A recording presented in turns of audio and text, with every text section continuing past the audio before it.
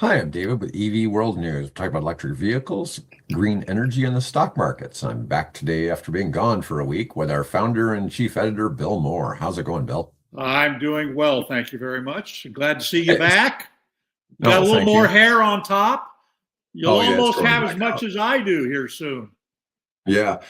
I tell people all the time, I only cut my hair in election years. Oh, So, okay. yeah. So that way it makes it easier to keep track of both the elections and my Right, haircut. Yeah. right. So I'll let it grow for the next 2 years again, and we'll go from one eccentric look to the other. Yeah, I mean, So, because we're normally doing face on here, right? Don't mhm. normally see the sides of our head. He had a really nice pigtail back there at one time. Yeah. Well, I also always wore the headset, and with Right. the headset, you really couldn't tell how long my hair was. So Let's see if it, I it turn kind of, sideways here. yeah, yeah, yeah, it kind of hid how long my hair actually was.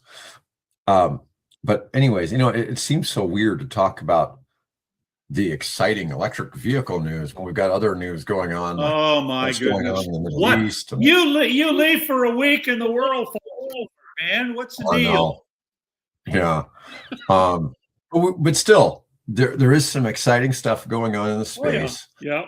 And I wanted to start off with dadgummit. The Washington Post is trying to get me to subscribe. Trying to pull up their article. Man, I hate that when these things do that. Let's start with the topic on how long do electric vehicle batteries actually last? Yeah, And that's a good one. yeah, so this is what's kind of crazy because most people think that the EV batteries don't last any longer than your Cell 12 phone. volt battery. Yeah, or 12 volt. And that's certainly not the case, but it is funny how people get that mixed up. But now we've got a good, nobody knew what to expect when it first started. Um, but my cell phones, I don't know that I've ever really had a battery go out in a cell phone since the 90s. Well, They're because you're all, always upgrading to the next Apple, whatever, right? well, you say that. I'm still on an iPhone 11. Oh, you old man, So you. yeah, I mean, they're currently on a 17, but I do recall I used to switch out every 2 years. Yeah. Um, Galaxy 20. It shows you how up to date I am. yeah, that's only what, 4 years ago? Yeah, Mine's, yeah. mine's, But what mine's we're like, up to, what, 27 or something like that now? oh, maybe it's 7 years. Okay, you're in the same boat then. But anyways, as batteries age, they certainly aren't quite where they were. But we're starting to get EV batteries that have been out since 2010 still on the road. And what's kind of been going on is after 10 years, 90% of 10-year-old car EVs on the road still have their original battery. And Yeah. that's pretty shocking to think about. Now, you have a Chevy Bolt, but you don't have one from one of the years where it had all the recalls, No, no, right? no, no. I got I mean, 2022. Yeah.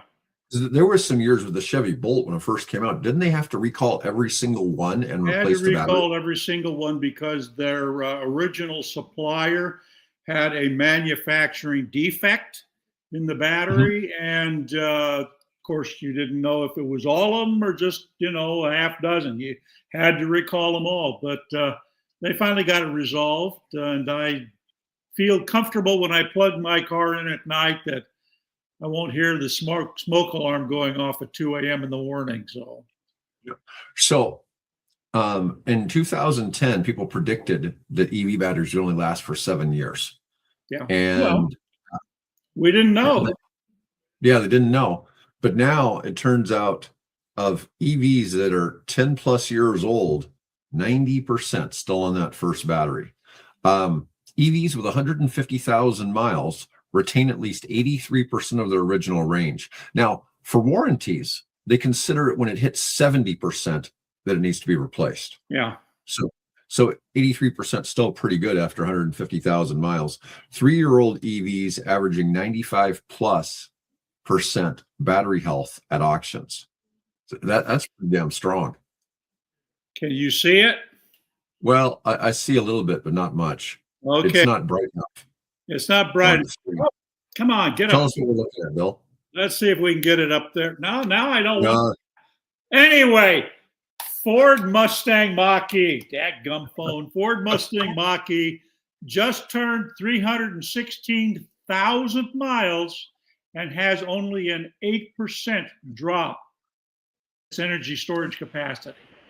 316,000 miles. man. It only had how big of a drop? 8%? 8%. And 300 something thousand miles. 316,000 miles. Yep, there it is. Yeah, that is a lot of damn miles. Well, Wow. let's see. That's what, to the moon at least one way and part of the way back. I'm curious what his usage was of that vehicle. If he was Well, an if Uber it's a driver night, or- it's how old? I didn't notice how old it was. What model? What year? well, the Mach-E hasn't been out that long, has it? No, that's what I'm saying. So they were obviously doing a lot of driving. Yeah, I was going to say, I mean, I've seen where some Teslas that have been used for Uber have put 100,000 miles a year on them because they've been driven 2,000 miles a week. And, they've had pretty good use, but that's not the ideal use of the batteries because it's constantly being charged to full and then being ran down. Yeah. And normally you try not to charge above 80%, but they're having to charge to 100% every day. So you'd think those would have more problems.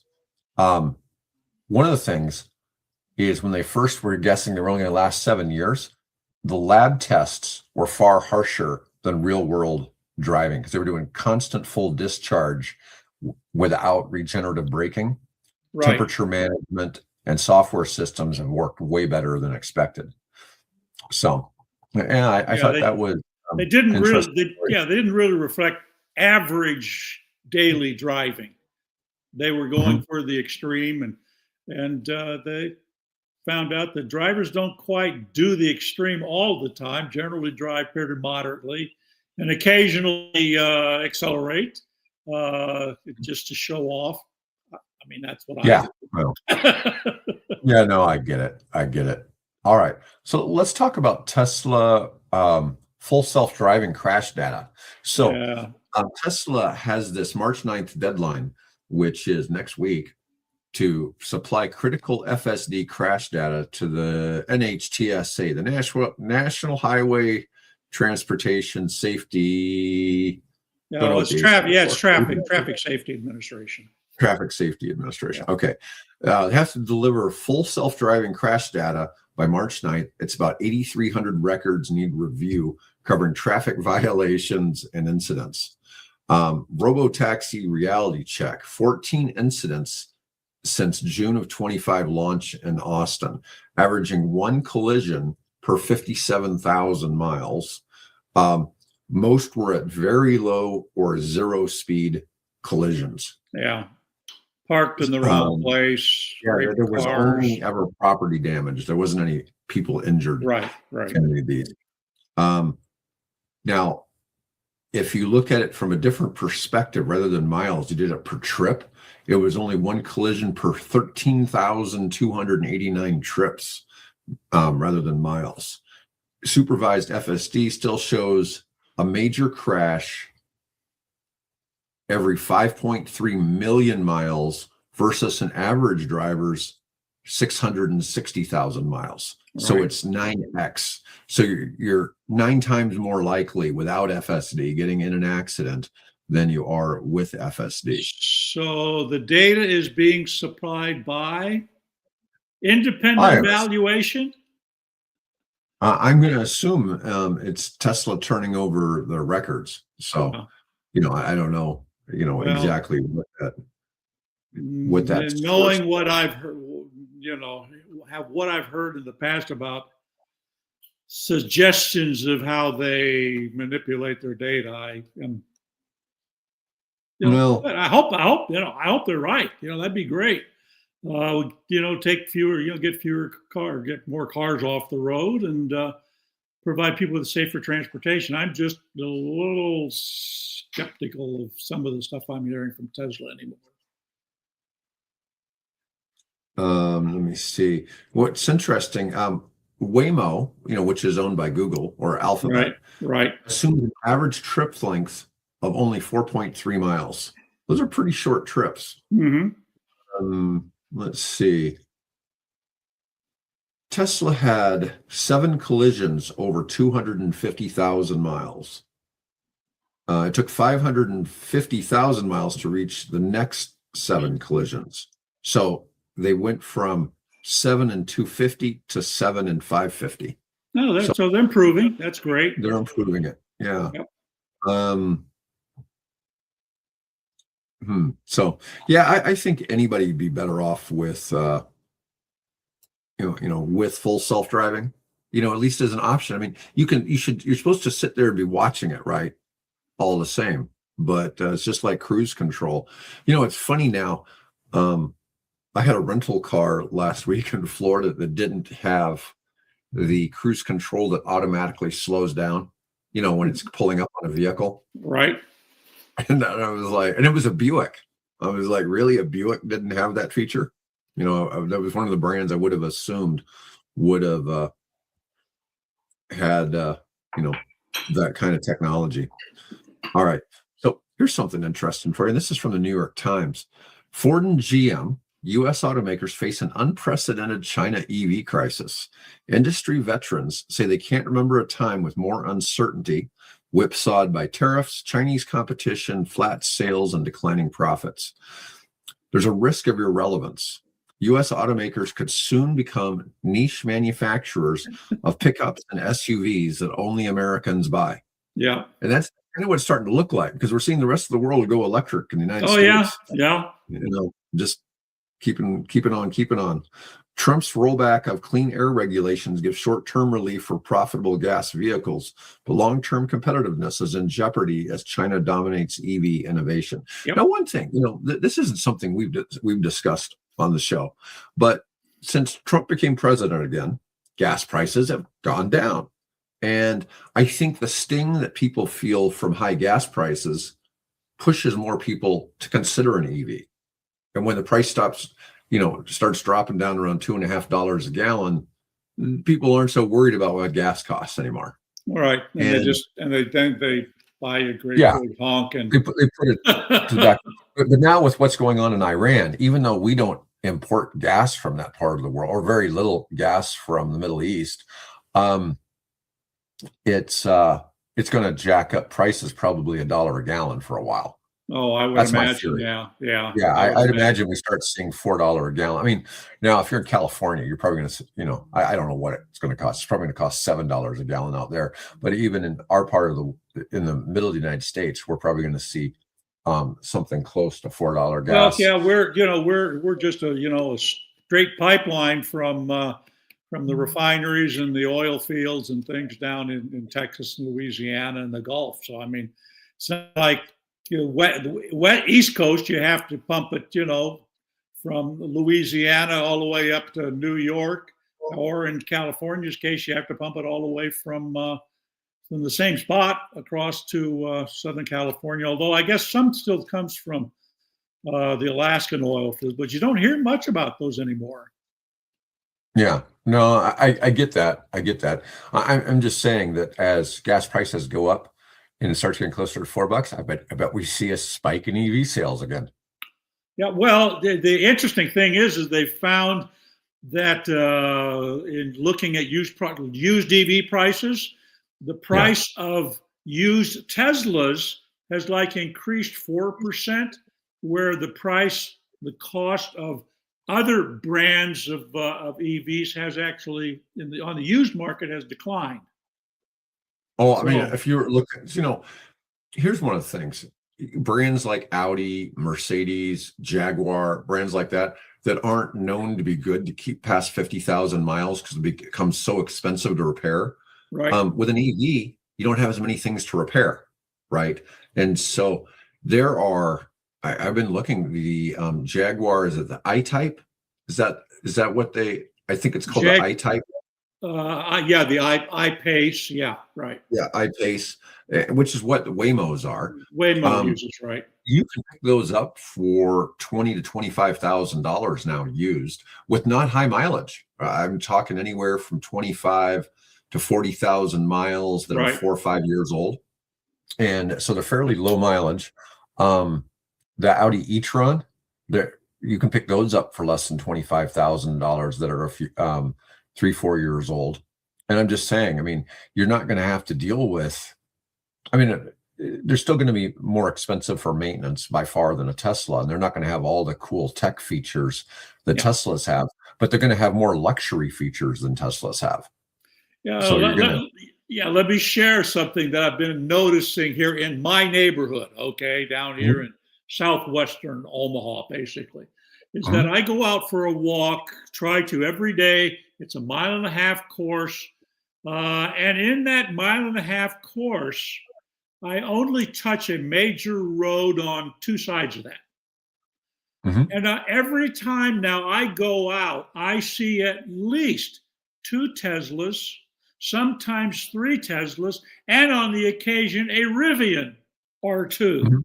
in a 1.5 miles. So that's telling me that they're becoming more acceptable and commonplace here in the red heartland of America, which is encouraging. I love it. Yeah, I'm surprised. I'm watching some of our stock tickers. Some of them are just interesting to see because I'd imagine that with what's going on in the Middle East, you'd think it would be like hammering the stock market. Yeah, And some of these Rivian's stocks, up. yeah, but it's at $15. I mean, we were at 22 We bucks were at a few. 22, exactly. Yeah, Yeah, Tesla's at 391. We were at 470. I mean, that's a 20% rollback. yeah. Um, you know, yeah, Rivian's up, 6 cents. I mean, 6 cents. that's not really No, it's that not exciting. gigantic, but yeah. No, Everybody but else looks like everybody else is in the red today. yeah, everybody else is in the red. I've just been looking at some of these. It's like, wow, some of these changes. But let's see. So X and XAI are repaying 17.5 billion in debt. They're paying off debts early. Morgan Stanley is managing a massive debt payoff for Twitter and XAI. Early repayment includes a premium of $1.17 on the dollar. Where's that I don't money know what coming that from, really by the means. way? Where's it coming What's from? that? Where's it coming from? Ad revenue on X or I'm investors? not sure. It doesn't really specify where the revenues came from. SpaceX acquired XAI in February at a 250 billion valuation. XAI had been previously acquired in 2000. XAI had previously acquired X in 2025, inheriting 12 billion in debt. So they're retiring all of this debt, which who knows? Maybe they raised some cash and some other things. Yeah. XAI raised 20 billion in Series E funding in January, but source of repayment capital remains undisclosed. So they're not disclosing where the money came from. That I find a little shady. Yeah, maybe they're laundering drug money. Who knows? Well, anymore, it's hard to tell. Put it in What crypto, do they and think God Musk only is on? knows. Is it ketamine? Is it ketamine that they think he's on? Oh yeah. Yeah, I don't know what that is. It sounds cool. I don't know. I ain't gonna try it. No, it's not on my bucket list. I might, under certain circumstances, I might give magic mushrooms a try sometime. I haven't yet, All right. but I hear positive things about it when it's done in a controlled environment, with supervision and things. So Yes. So, we like, I think, to a certain degree, the fact that Tesla does their direct sales. It's been very interesting to watch. Yep. If they had been in the dealer model, I don't think Tesla would have ever really done that well. No. I just don't think it would have worked out. But now Washington State has had a direct sales breakthrough for Rivian and Lucid. Now, This is where it's good to have politicians in your pocket, okay? Because this is a funny story here. So listen to this. So Washington State Senate Bill 6354 allows Rivian and Lucid to sell direct to consumer in Washington, and they joined Tesla in this, with support from auto dealers who previously opposed this. I'm not sure how they swung that. Strategic move by Rivian. I'll explain in a minute. Okay. Well, company pledged $20 million plus for the November 26 ballot initiative if legislation failed.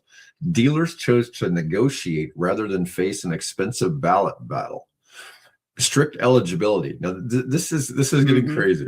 Yeah. Only U.S. companies exclusively producing battery electric vehicles with 300 plus cars registered in Washington and no franchise agreements qualify. Right. It blocks Chinese EVs and legacy automakers from using the loophole. Now, I've seen some other laws. Years ago, I saw something that was written exclusively for Microsoft's benefit in the trademark or copyright law and that stuff. This one, it's like somebody at Rivian and Lucid must have needed a favor, or a politician needed a favor from them.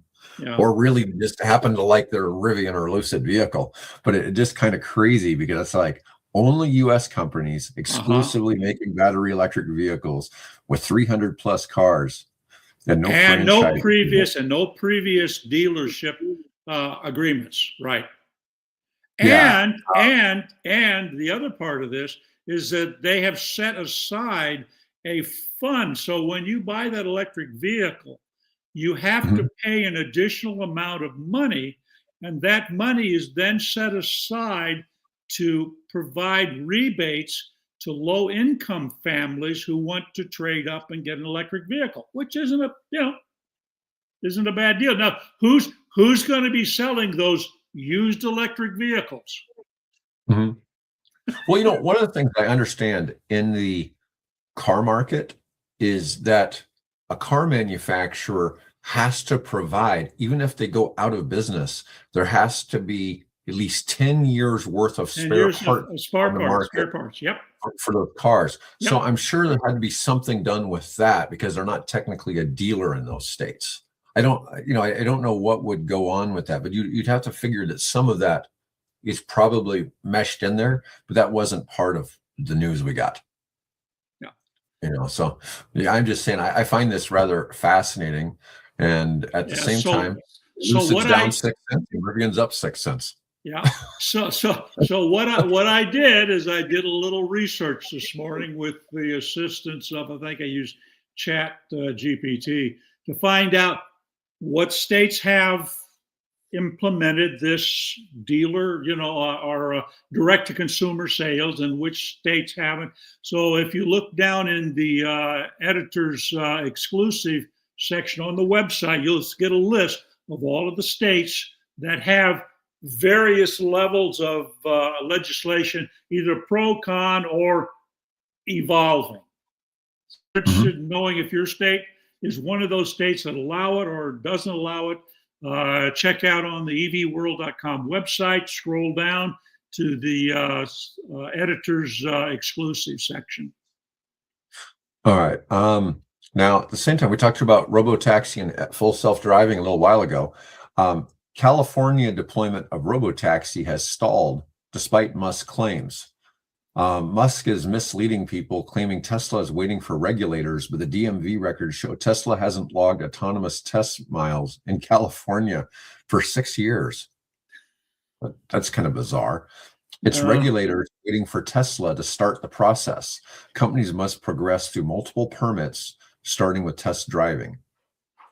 Tesla's $1.5 trillion market cap heavily banks on the Robotaxi promise, but Waymo is years ahead with operations in 6 cities. Yep. All right. Little smoke and mirrors, courtesy of Musk. Yeah. Let's see. All right. Let's talk about BYD's ultra superchargers. Oh my God. How much power? I created that name. I couldn't come up with another name. So I said, well, we'll just I mean, 2 kilometers per second Yeah, charge rate? I don't think it's quite that. So we're talking a 1.36 gigawatt charger. Yeah. Okay. This is crazy. We're talking about needing nuclear power to power the charging stations. One of Now, the charging stations has to have its own small nuclear reactor. My friend that manufactures EV chargers in China, he has a charging station that comes with like a 300 or 400 kilowatt hour battery. Okay. That's in there. So when somebody comes and they need energy, you've got the energy coming through the power lines, plus you got additional power coming from the battery. Right. And then when there's no car charging, the power is still pulling into the battery, filling the battery up. Filling the battery back up, Yeah. So part of this, they are figuring out how, and it doesn't really get into this so much, but it does, the article does mention that it includes grid storage features. But the idea is that you have this big battery, and then during like a peak time of the day, especially, you'd also have, that not needing to pull that excess power from the grid at a critical time because you have this big battery.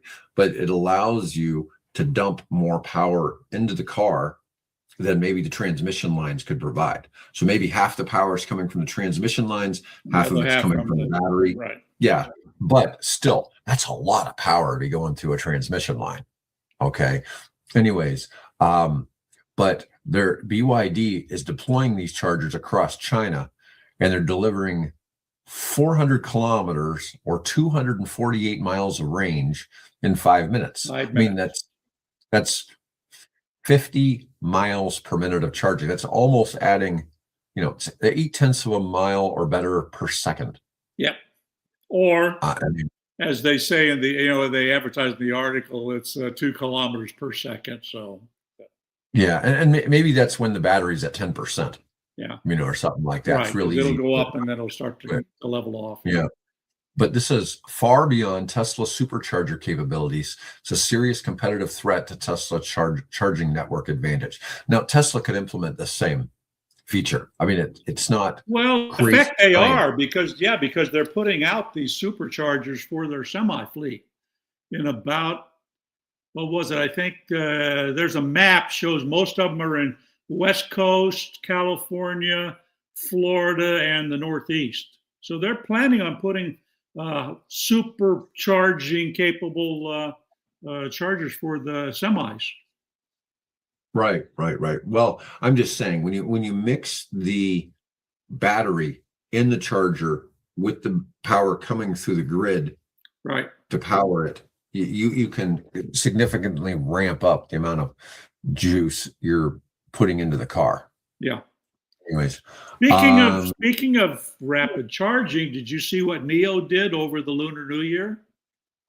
No, I haven't yet. Okay, so in China, the equivalent of I guess, what's the most traveled day in the U.S.? July 4th or Labor Day or most traveled day? I would think would be the day before Thanksgiving. Probably Thanksgiving. So Lunar New Year is the equivalent of that in China. That's when everybody jumps in their cars, hops on the train, jumps in the plane, and goes out back to see family. Mm-hmm. And NIO has built a network of, I think there are around 3,000 or so, 3,500 or so of these battery exchange facilities. Okay. Mm-hmm. We've talked about this in the past.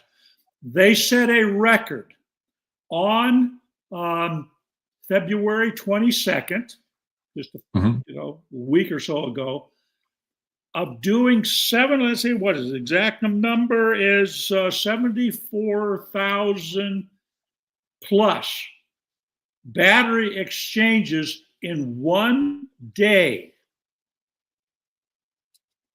174,000.3, I think, battery changes in a day. That'd be 25. That'd be, if it was even across the board, that'd be 25 a day at every one of their stations across China. And some of them were, I think one of them I was reading in 24 hours, it did something like 943 exchanges in that 24-hour Wow. period. And the thing is, it had to charge all those batteries. Oh, yeah. Yeah. I mean, you figure that's almost 40 of those batteries an hour. So one every minute and a half. Yeah. So, of course, where's the power coming from? Well, obviously, there's coal, but increasingly the Chinese are replacing their energy dependence on coal, or maybe a better way to say is supplementing or replacing or making more of it from renewables than from coal, from wind. But I just read a really interesting one that over in the sort of Tibetan area, the part of China in the southwest part of China, they are actually going to build a system where they build a reservoir quite literally the top of the mountain, I guess, take advantage of the Himalayan snows, and then drill a tunnel. And I forget how long it is, but it's a big, long ass tunnel. And then put turbines at the end of the tunnel to generate power from that. So they're using in this case, they're using water, and I guess all hydroelectric dams are water and gravity fed, right? You're just taking the weight of the water and the gravity pushing on it to generate electric power. They're going to be doing that. And I forget the exact distance this thing is, but a huge tunnel through the mountains to generate power down at the lower end where it goes into the Brahmaputra or whatever, ultimately in the ocean. 2 Wednesdays ago, when David Kulik was on with Mike and I, he was talking about one of his things is seeing a lot of these mining locations that are, kilometers down, filling them with water and has the water descends into there, spins the turbine, then you use solar to pump it back out or bring it back out and drop it back down again. Back and duck down. Yep. Yeah. And, using those as your battery storage for your solar. The only thing is, I don't know how efficient that is. I see. Yeah. This one's quite natural. You got water in a frozen form at a higher level. It melts. Drops down. Yeah, I'm just saying you've got to create all of this solar to pump all the water up into the reservoir. Back up, yeah. So that at night, when you need that power, you can let all the water out of it and go through and turn the pumps or whatever, produce the energy through the generator. All right. Let's see. Can I mention the Japanese nodules? Yeah. What's going on there? So Japan discovered, they have these deep rifts of, ocean offshore of Japan. And they have found on the bottom of the ocean floor in a particular region, these nodules, and they look like clumps of clay or whatever, right? Turns out that they're rich in rare earth minerals. And there's billions of these nodules. Looks like most of them are about yay big, right? About a handful of these things.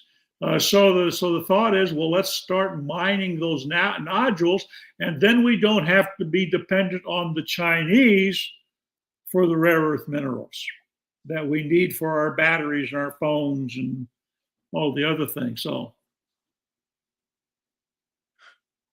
let's see here. Well, let's talk about the conservative shift on solar power. So I hadn't really seen this. I saw that we have an article on the EV World site.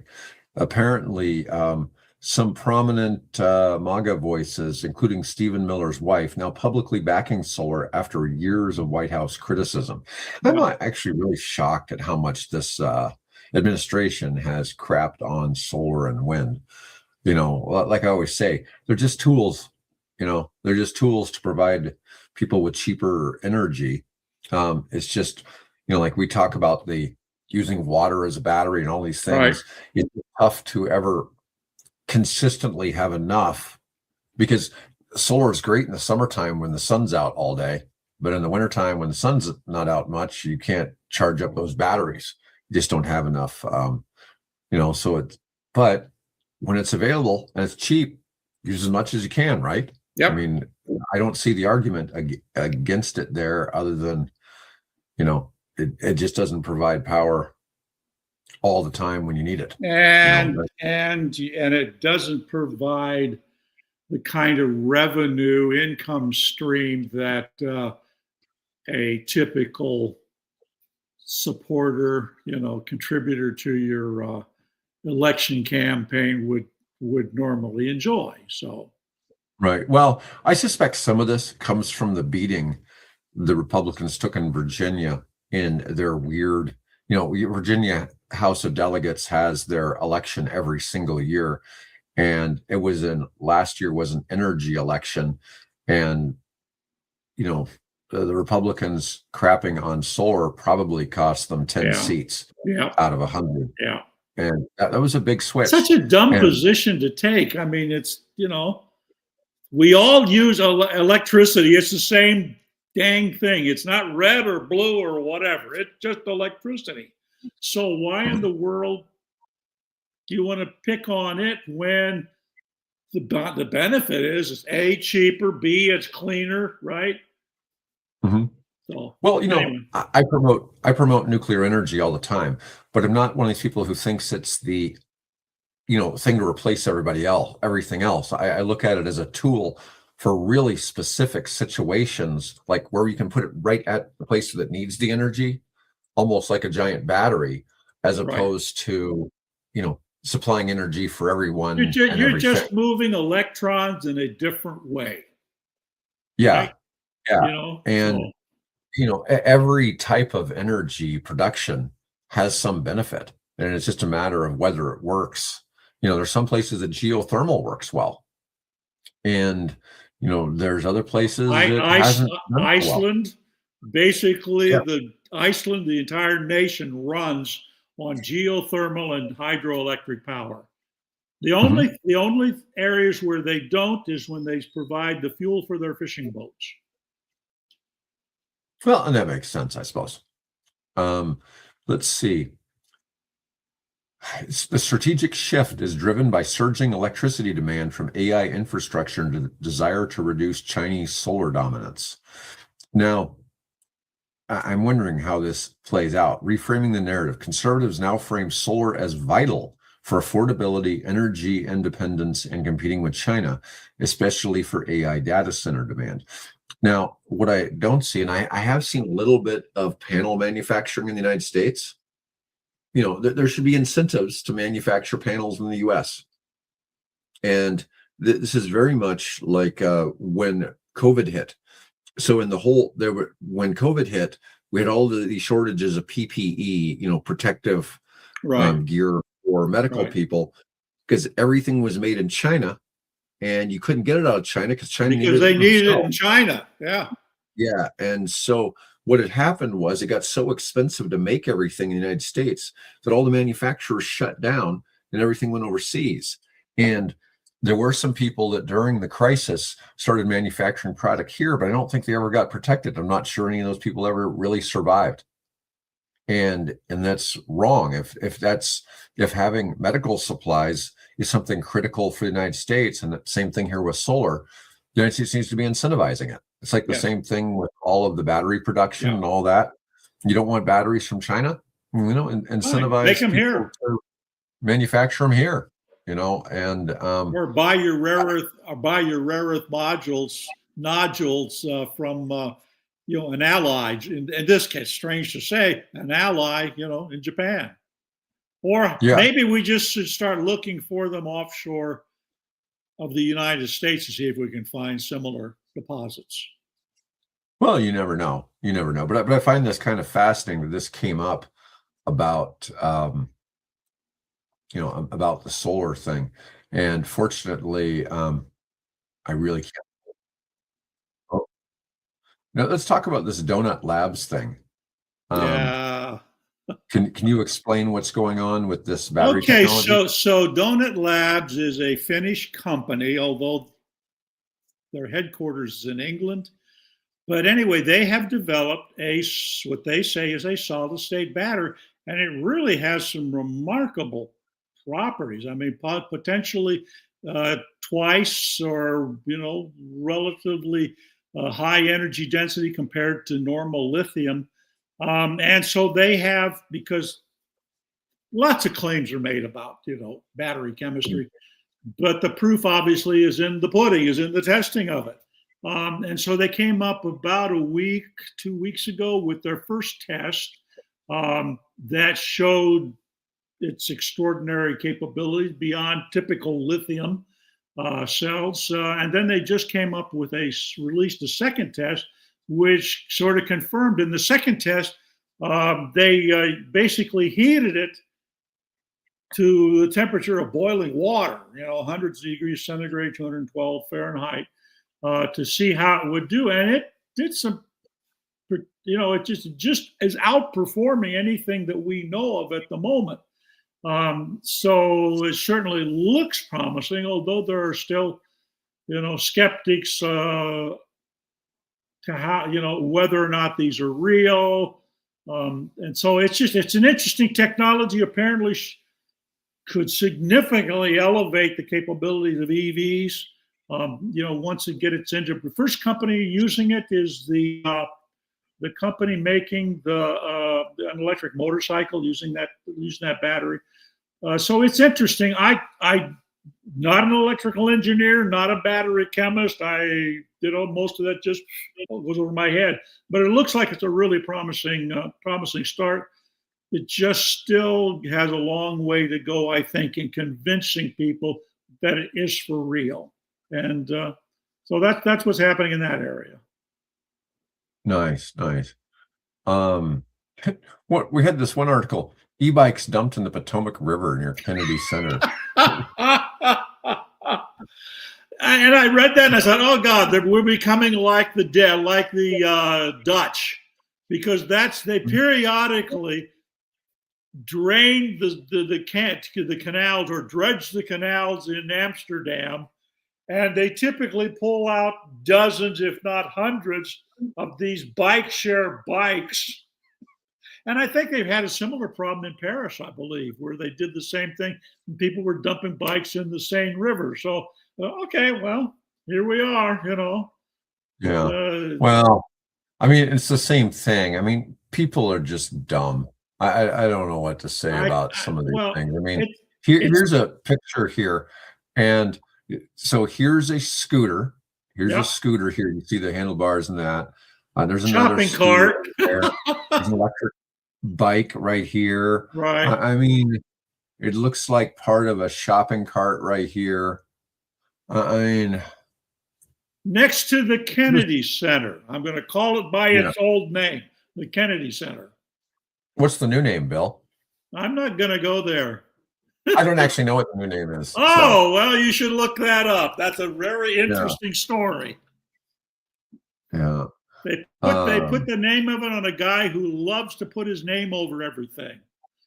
Oh, they're going to change it to the Trump Center now? Yeah, well, they've sort of did a halfway on that. Oh, okay. They haven't removed the Kennedy name yet, but they're closing the Kennedy Center down for a year, and supposedly they're going to renovate it, and it'll no longer be a fine arts center. It will be a center for holding, boxing and whatever you call that thing where guys get in a cage and beat each other up. MMA, UFC. Yeah. Nice. Yeah, in the Kennedy Center. Yeah, right. That's one of the few things. It's funny. I'm a pretty competitive tennis player. I do watch videos about tennis more than I do about UFC, but I used to be real into doing MMA, and did Muay Thai kickboxing for years and Brazilian Jiu-Jitsu.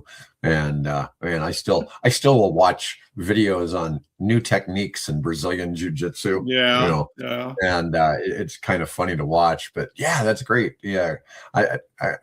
that some of these galas and stuff like that, I could do without that, but I could watch UFC. So, but each their own, right? I find that a lot more exciting than, the fine arts. but I can't appreciate things of beauty, unfortunately, but I can appreciate two people beating each other up. Yeah. That's the difference between us. Yeah, I have no interest in that. I think it's a dumb use of your talent and capabilities, right? I mean, sports, I love athletics. In fact, I watched what was the name of that thing? It was a Netflix series about fictional, obviously, where they swap ballet companies between Paris and New York. And I started, wow, this ballet stuff is really, athletically taxing. I don't know how these people do it. So I've gained a greater appreciation for dance and ballet and things like that. To me, that is more uplifting than guys giving each other bloody noses and brain damage. But no, I'm with you. I get it. Like I said, each their own.